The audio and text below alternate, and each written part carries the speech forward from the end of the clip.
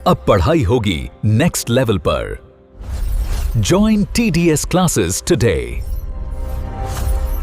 जो ray of light है ये होगी इंसिडेंट रे।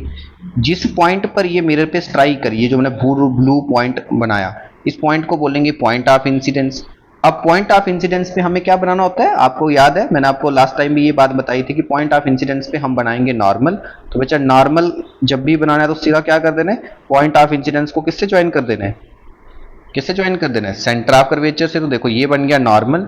ये जो एंगल है ये आप इधर देख पाएंगे, ये जो एंगल है बेटा, ये जो एंगल है, तो ये वाला एंगल हो गया आई। और सेम एंगल आर जब बनाएंगे तो आप देखेंगे कि ये जो ब्लैक वाली रे है ये बच्चा इस तरह से रिफ्लेक्ट हो जाएगी। ठीक है, तो ये हमारे पास इस सिचुएशन में हो जाता है आर।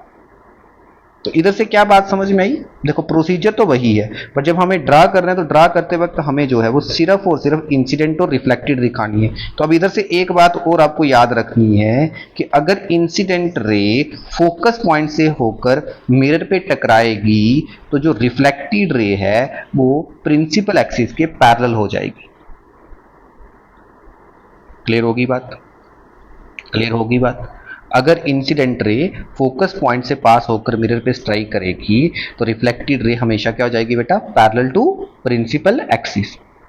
इससे पहले जो है वो हमने पढ़ा था कि अगर इंसिडेंट रे ट्रैवल करती है पैरेलल टू प्रिंसिपल एक्सिस तो रिफ्लेक्टेड रे फोकस से पास करती है। आज हमने क्या पढ़ा कि अगर इंसिडेंट रे फोकस से पास होकर मिरर पे टकराए तो रिफ्लेक्टेड रे जो है वो पैरेलल हो जाती है प्रिंसिपल एक्सिस की। अब ऐसा क्यों होता है, आई होप कि ये बात आप सबको क्लियर हो गई होगी। ठीक है, ये अब क्यों ऐसा होता है ये किसी भी बच्चे के मन में क्वेश्चन नहीं होना चाहिए। अब अगला पॉइंट हम ये समझते हैं, ठीक है, मैं इसी फिगर में आपको दिखा देता हूं।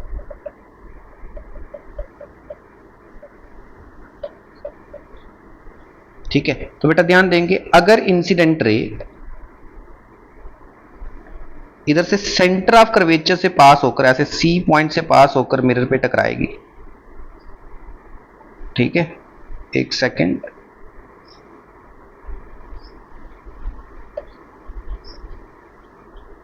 ठीक है, अगर इंसिडेंट रे इस तरह से बच्चा सेंटर ऑफ कर्वेचर से पास होकर इस मिरर पे स्ट्राइक करेगी तो इस सिचुएशन में रिफ्लेक्टेड रे कैसे बनेगी आप लोग देख सकते हैं।